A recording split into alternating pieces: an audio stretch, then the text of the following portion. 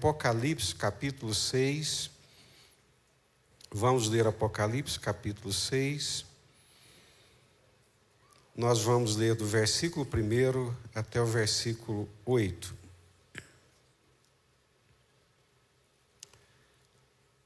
Apocalipse, capítulo 6, do versículo 1 até o versículo 8.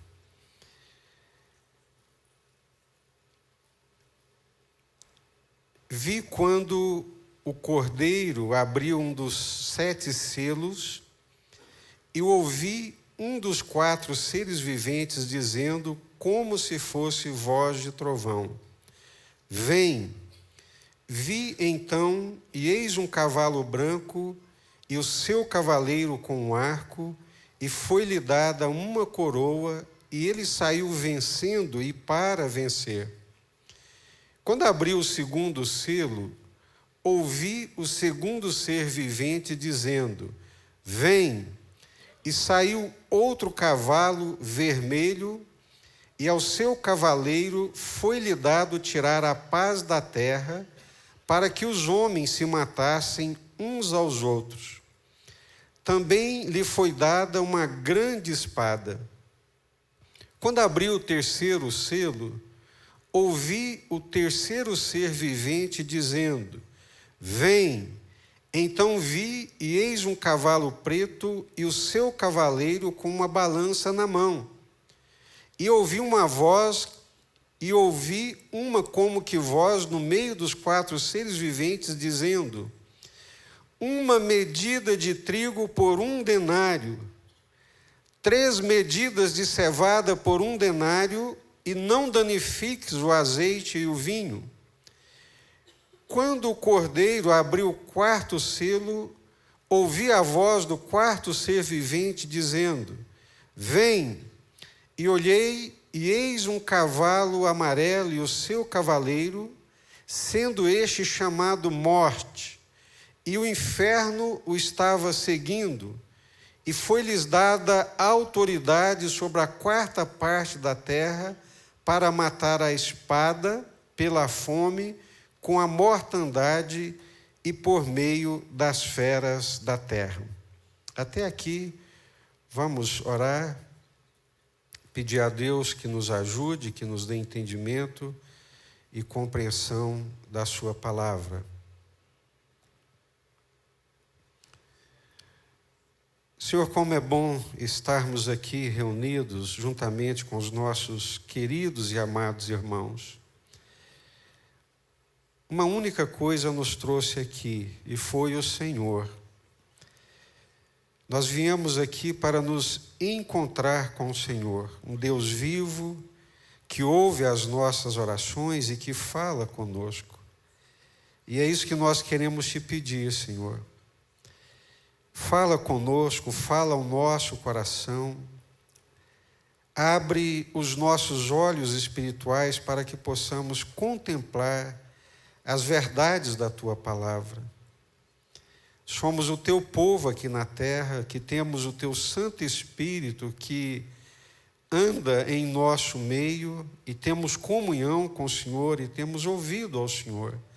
Então queremos te suplicar em nome do Senhor Jesus, dá-nos a nossa porção, livra-nos de toda perturbação e de toda inquietação do maligno, que vem para roubar, para gerar confusão e principalmente roubar o entendimento e a compreensão da tua palavra.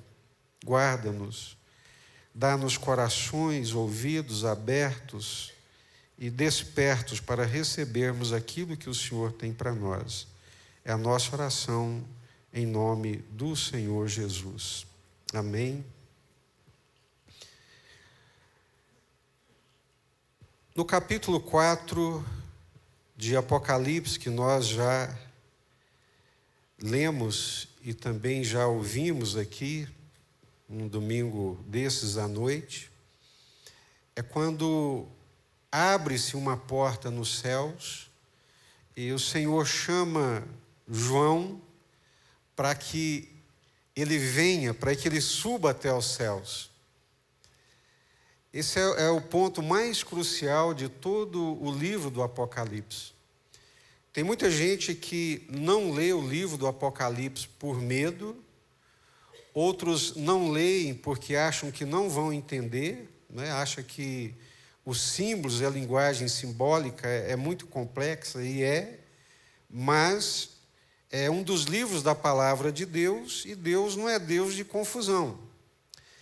Então, quando o Senhor chama João até os céus, e ele é tomado em espírito, é para que ele tenha uma visão, um entendimento e uma perspectiva da vida e da história, segundo a perspectiva de Deus. Nós possuímos uma alma, nós somos seres espirituais, mas também somos seres materiais. Nós temos em nós essa imagem e semelhança de Deus, temos em nós essa dimensão espiritual, mas temos também essa dimensão física. E como nós vivemos e labutamos aqui nesse mundo natural, no mundo físico, no mundo da matéria, muitas vezes nós esquecemos de que nós possuímos uma alma. E ficamos tão presos ao cotidiano, às coisas da vida terrena, que nos esquecemos das realidades espirituais. E a maioria de nós temos uma visão muito míope para as coisas espirituais, porque gastamos a maior parte do nosso tempo e das nossas energias com as coisas terrenas e com as coisas materiais.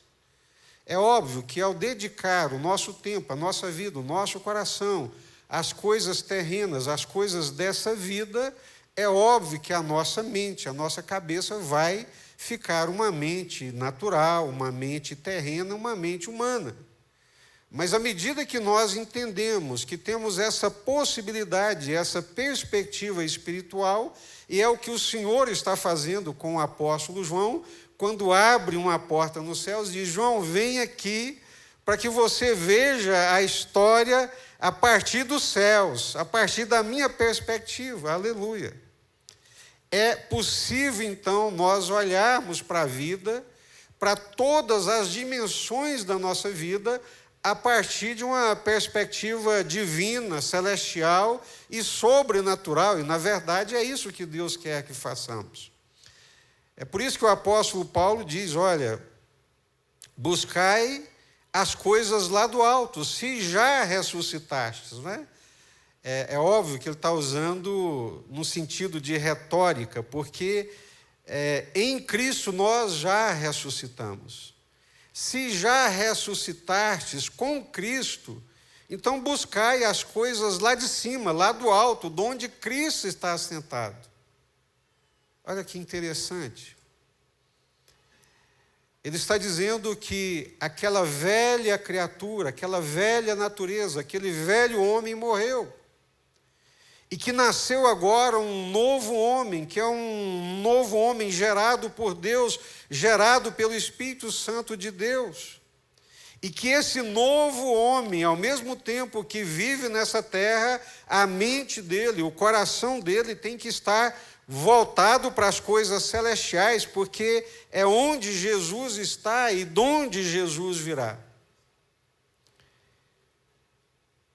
E nós, à semelhança daqueles que não nasceram de novo, que não conhecem as realidades espirituais, vivemos tão embrenhados e tão tomados pelas realidades naturais, temporais, e sofremos as mesmas dores da temporalidade daqueles que não conhecem Deus e nem essa dimensão espiritual. Mas há uma nova vida, há uma nova realidade, não é só para quando a gente morrer, não. É hoje, aqui, agora, em Cristo. Então, João, vem aqui para que você saiba as coisas que estão acontecendo e as que ainda acontecerão. O livro de Apocalipse, então, ele nos revela a existência de uma meta-história, uma história além da história cotidiana. Uma história que nós não vemos, mas que ela é real.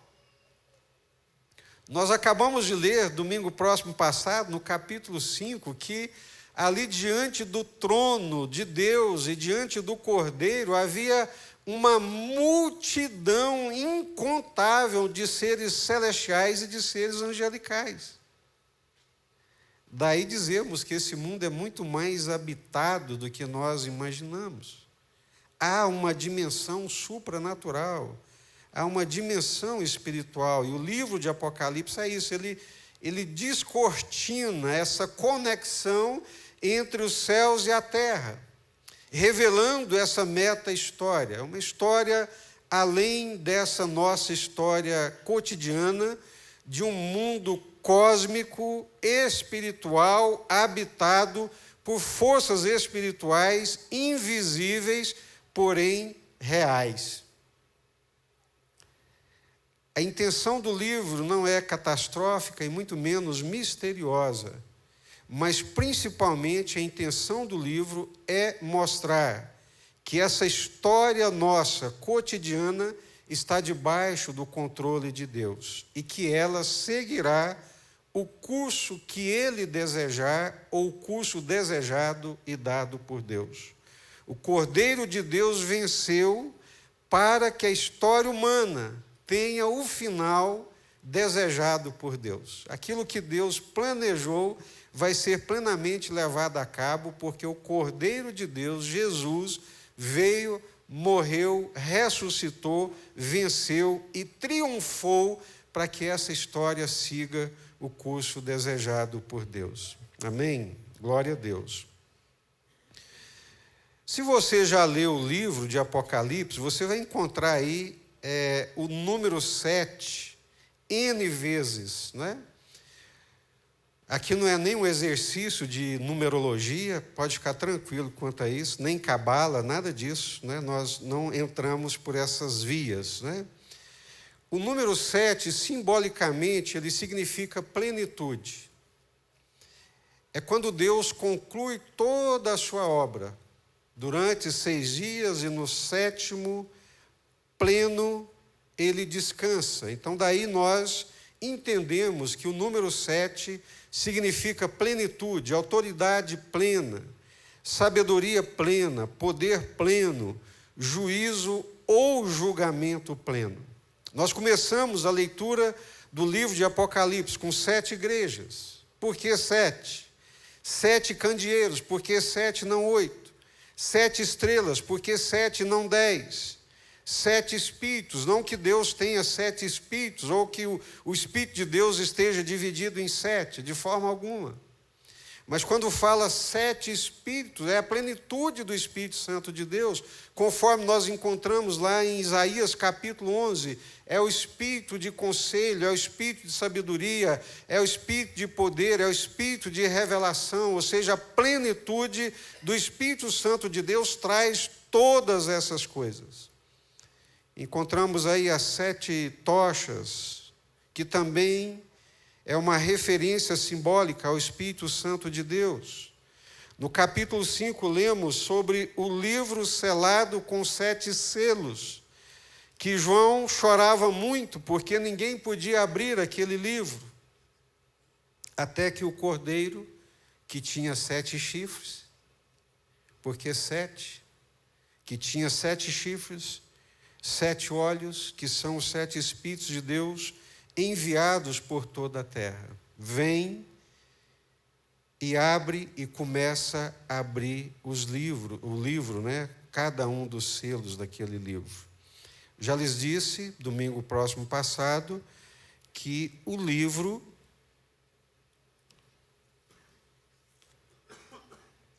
e o motivo pelo qual João chorava, e chorava muito. João está vivendo um momento histórico extremamente difícil. Ele é o último dos apóstolos e vê a perseguição intensa que os santos estão sofrendo. Uma perseguição intensa com o intuito de destruir completamente a igreja do Senhor. E aí vem aquelas inquietações, o último apóstolo, também está preso. E agora, Senhor, o que será da história? O que vai acontecer com a igreja quando as suas promessas se concretizarão. Aquele livro, selado com os 7 selos, representa essa história, o curso dessa história conduzida por Deus. Se aquele livro não fosse aberto, se aqueles selos não fossem quebrados, a ideia é que a história ela continuaria um curso, mas não o curso desejado por Deus. Mas o Cordeiro de Deus que venceu, ele tem o poder para conduzir essa história. E quando ele começa a abrir aqueles selos, e nós lemos aqui, os 4 primeiros selos são 4 cavalos e seus cavaleiros. É interessante isso, né? Cavalos e seus cavaleiros. Cavalos de fogo e seus cavaleiros. Encontramos essa expressão muitas vezes em Eliseu e no profeta Elias, não é? Qual que é a ideia que está presente aqui desses cavalos e seus cavaleiros? Imagine que no tempo de João não havia os motores, a força motriz que nós temos hoje. Nos dias de João, até o século XVIII, a força que movia, né, a força motriz, era o que nós chamamos de energia viva. Era o esforço humano, era o esforço de animais, era a força de animais. Até que vem o motor a vapor, depois o motor a combustão, e ultimamente nós estamos assistindo o surgimento da força motriz, dos motores à energia. Mas naquela época a força motriz eram os cavalos. Daí quando o pastor Josué comprou a moto dele, a primeira pergunta que eu fiz foi: ela tem quantos cavalos? Não é? Quando eu vou comprar um carro, eu quero saber quantos cavalos que aquele carro tem. Eu venho dirigindo, isso é coisa de homem, né? Cabeça de homem. Eu venho dirigindo na estrada de Uberlândia para cá, de repente passa um carro por mim como um avião, né? Voando sobre o asfalto, e eu pergunto: quantos cavalos tem esse carro? Que o meu não consegue acompanhá-lo. Qual é a força motriz? Quantos cavalos de força movem esse automóvel? Então, quando João tem a visão dos cavalos que são chamados um a um, ele está pensando nessa força motriz. Quais são as forças motrizes que movem a história? Que forças movem a história? Ou vocês acham que as coisas acontecem casualmente? Não. Há uma meta-história, há um mundo espiritual. A Bíblia diz que as coisas visíveis surgiram das invisíveis. O livro representa a história e a pergunta é: quais são as forças que movem a história? E esses cavalos, como já lhes expliquei, eles mostram quais são as forças motoras, né, que movem a história. Eu não sei quantos de vocês, mas todos aqueles que passaram por uma universidade de humanas, principalmente pelos cursos de história, economia ou ciências sociais, vão aprender que 3, 4 forças movem a história. Quando você vai fazer um curso de ciências sociais, você vai estudar muito, mas muito mesmo, sobre religião, que é uma força motriz da história. Todos os clássicos pensadores das ciências sociais, eles gastam um tempo exaustivo para pensar a influência e a força que a religião tem sobre a sociedade, sobre a história, como ela move a história, como ela faz a história se mover. E nós assistimos isso aqui no Brasil de cadeira, porque é dito que o último presidente nosso foi eleito pelo voto evangélico. Ou seja, a religião, ela é uma força motriz presente na história. E cada um desses cavalos, então, representa uma dessas forças. A outra força motriz na história é a política, o domínio político. E a outra grande força motriz na história é a economia. Poder religioso, poder político, poder econômico. Essas são as grandes forças que movem a história. E cada selo que é quebrado, e cada um daqueles cavalos que são chamados, eles representam essas forças agindo na história, ao longo da história, para que essa história chegue no ponto desejado e determinado por Deus. Então, o ponto crucial aqui, o primeiro cavalo, que é um cavalo branco e o seu cavaleiro com um arco. E lhe foi dada uma coroa e ele saiu vencendo e para vencer. Certamente esse cavalo branco com seu cavaleiro não é o Senhor Jesus. Porque é o Senhor Jesus quem está quebrando os selos, e a cada selo que é quebrado, o Cordeiro de Deus, um daqueles seres angelicais, chama um desses cavalos. É um cavalo branco com seu cavaleiro que tem um arco, só que esse arco não tem flecha, ele só tem o arco.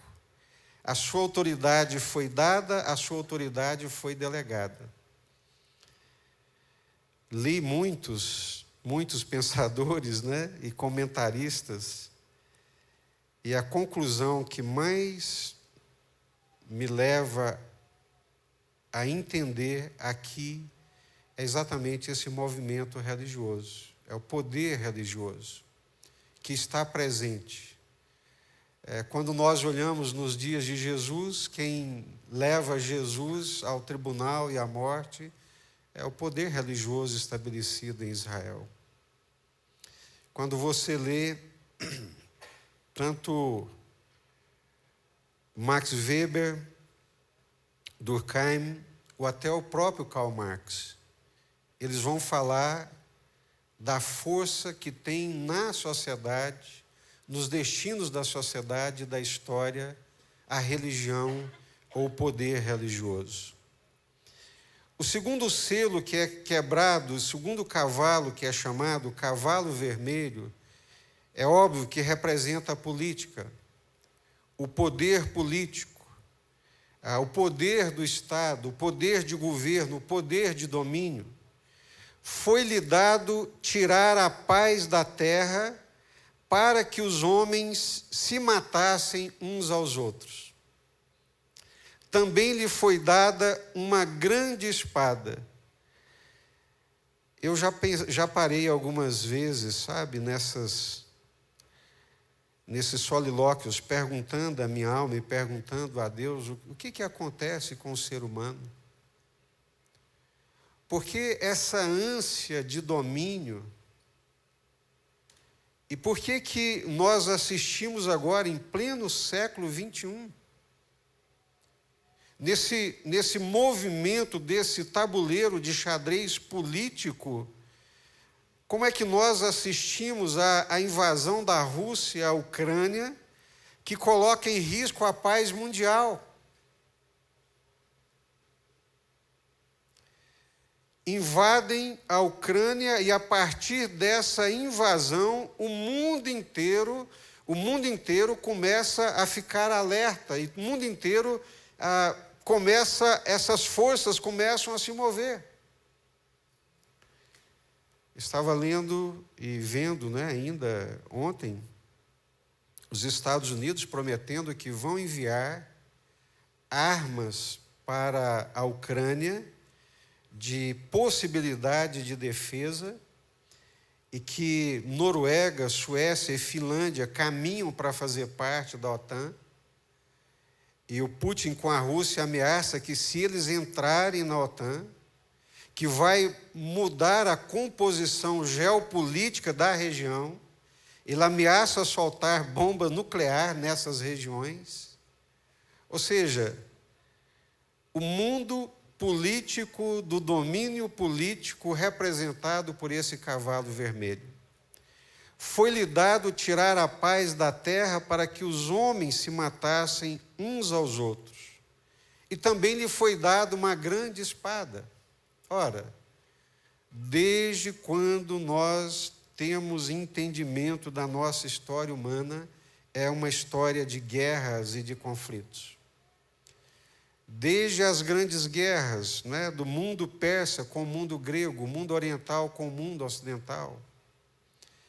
As grandes guerras que varreram todo o mundo asiático, o Oriente. Grandes dominadores como Gengis Khan, que sai ali da Mongólia e começa a dominar todo o mundo asiático. E domina a China, domina a Coreia, entra numa parte da Rússia e, por incrível que pareça, não consegue entrar no Japão. Mandam uma frota de 20 mil barcos da Coreia para poder invadir o Japão.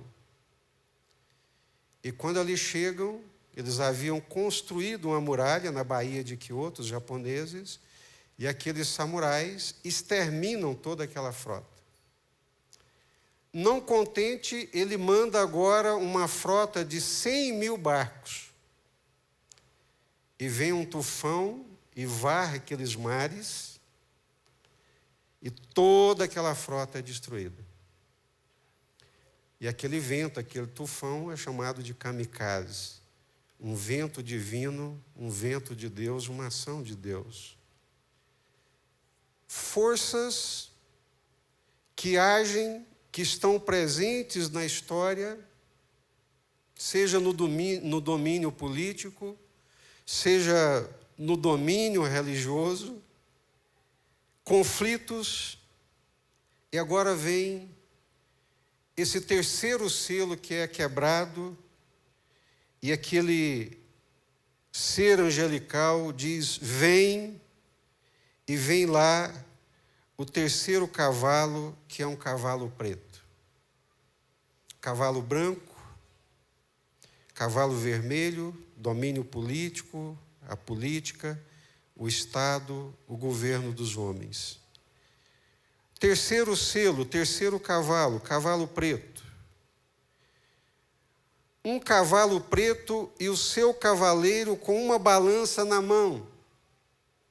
E grita-se: uma medida de trigo por 1 denário.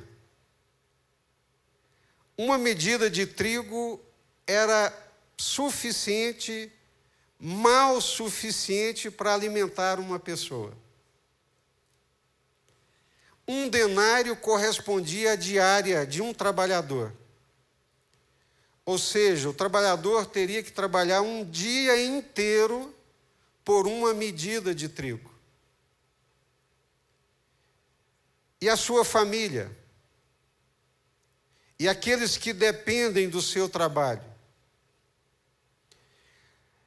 Uma medida de trigo por 1 denário, 3 medidas de cevada por 1 denário. A cevada era um alimento muito inferior ao trigo. Então, quando eu penso nesse cavalo preto, seu cavaleiro, com uma balança na mão, uma medida de trigo caríssima, eu penso em quê? Inflação.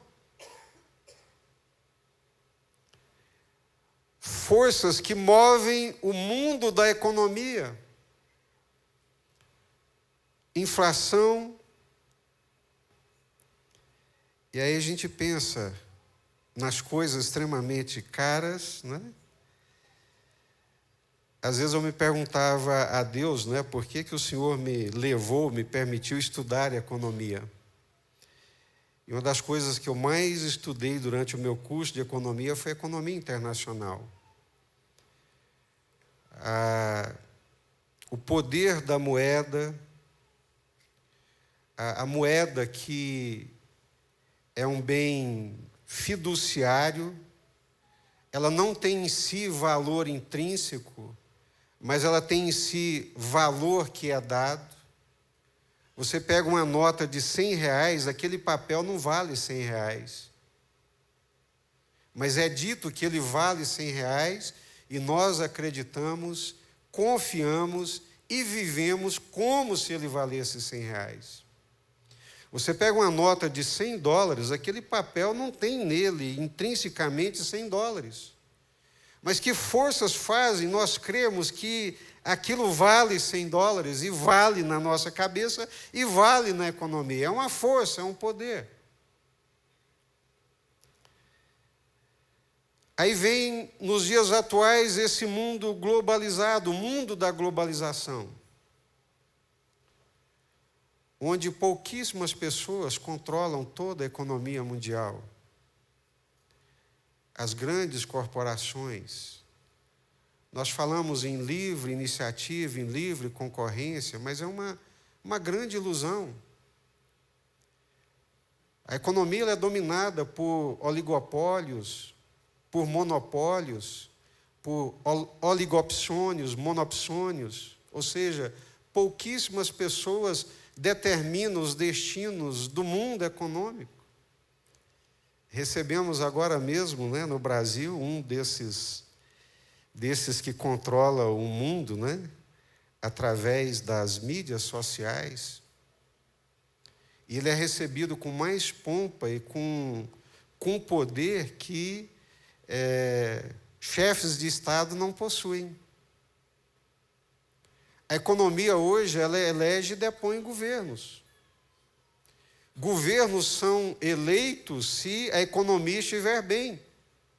Se a economia estiver mal, pode ter certeza que ele perde a eleição. Porque a economia é um poder determinante. E todos nós sabemos disso. Poder religioso, poder político, poder econômico. Uma meta-história, uma dimensão supranatural, invisível, que move essas forças sobre a terra. E o quarto cavalo, qual que é? Quarto selo é quebrado, e aquele ancião, aquele ser angelical grita, vem, e lá vem um cavalo amarelo. E o que significa esse cavalo amarelo? O que ele representa? Pragas, pandemias, enfermidades. E eis um cavalo amarelo e o seu cavaleiro, sendo este chamado Morte, e o inferno o seguia, e foi-lhes dada autoridade sobre a quarta parte da terra para matar, pela fome, com a mortandade, por meio de muitas coisas miseráveis, né? E essa é uma grande luta da humanidade, as enfermidades. Quantas enfermidades varrem a nossa história humana? Quantas pandemias? Tivemos aí pelo menos 4 ou 5 pandemias. A peste negra ou bubônica no século XIV, que matou 1/4 da população mundial. Uma população que era de aproximadamente 450 milhões de pessoas. Mais ou menos 100 milhões foram ceifadas por causa dela. Depois tivemos a varíola, que pegou reis, rainhas, pobres. O cólera, a gripe espanhola, que matou de 40 a 50 milhões de pessoas. Esses tempos atrás, estava vindo do Peru, e quando eu desci no aeroporto, aquele som, né, ali só dizia, se você...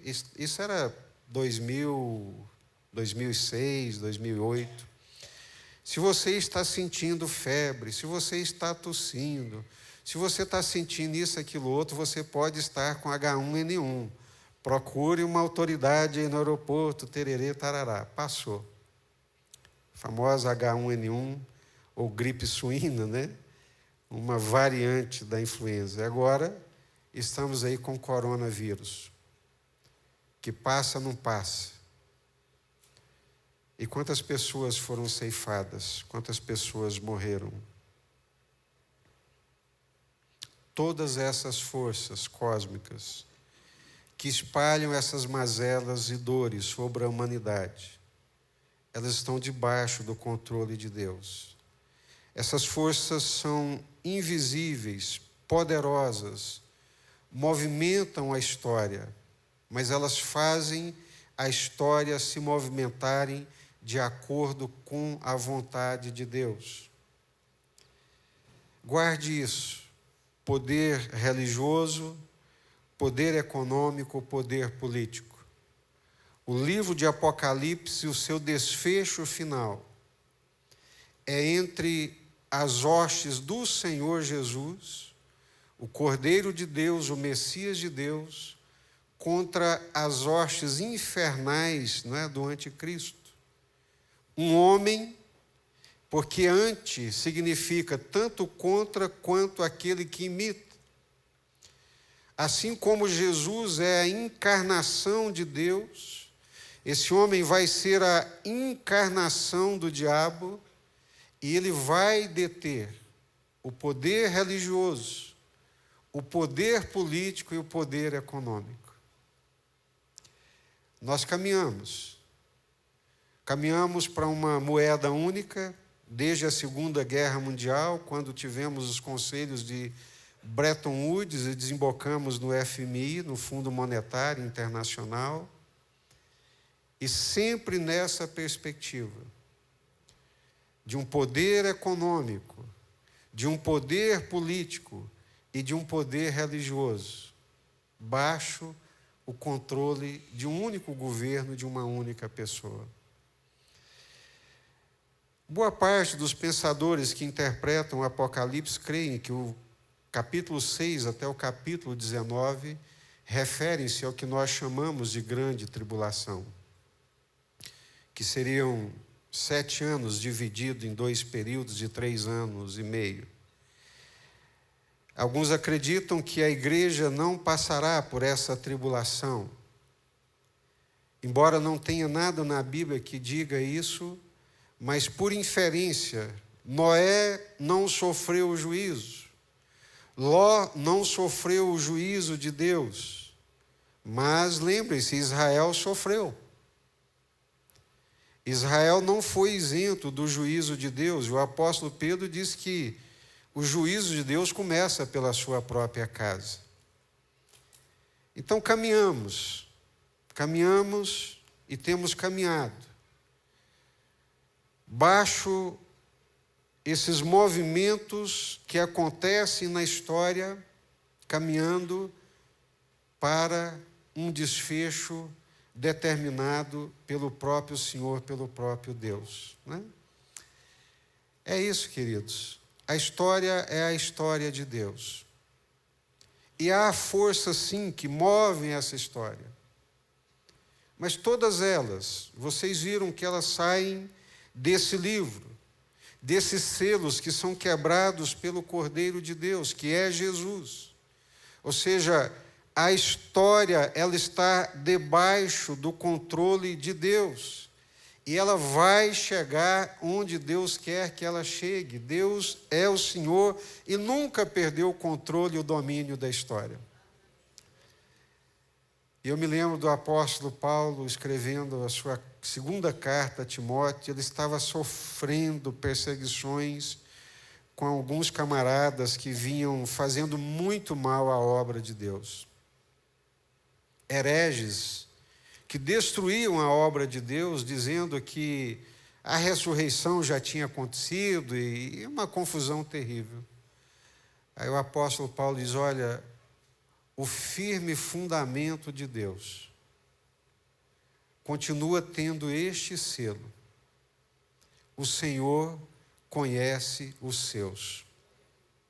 E todo aquele que professa o nome do Senhor, aparte-se de toda injustiça. O Senhor conhece os seus. Aqueles que são de Deus têm o selo de Deus. Aqueles que são do Senhor são conhecidos pelo Senhor. Às vezes nós nos afligimos, inquietamos a nossa alma, ficamos agoniados com tantas perversidades que acontecem nesse mundo religioso.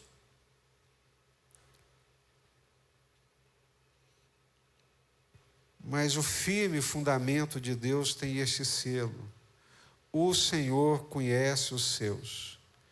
E aqueles que são do Senhor, que sabem que são do Senhor, apartem-se da injustiça. Ou seja, eu não tenho um selo na testa. Eu não tenho uma estrela na testa indicando que visivelmente que eu sou de Deus.